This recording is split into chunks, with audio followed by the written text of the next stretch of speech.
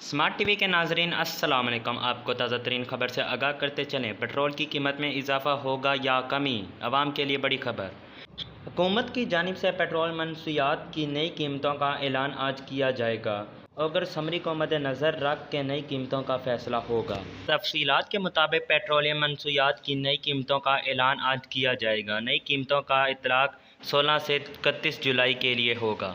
اوگرا حکام نے بتایا کہ اب تک قیمتوں سے متعلق سمری نہیں بھیجی گئی۔ شام کو اوگرا کی جانب سے سمری حکومت کو بھیجی جائے گی۔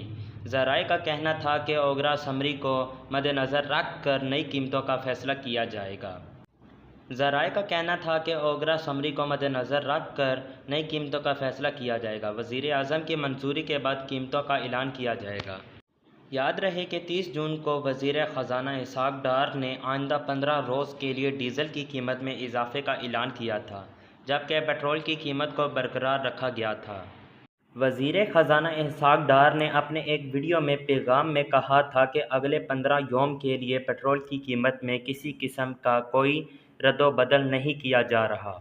وزیر اعظم کی جانب سے پیٹرولیم منشیات کی قیمتوں میں کم سے کم اضافے کی ہدایت پر ڈیزل کی قیمتوں میں 7.5 روپے فی لیٹر اضافہ کیا گیا تھا، جبکہ پیٹرول کی قیمت میں 262 روپے فی لیٹر برقرار رہے گی۔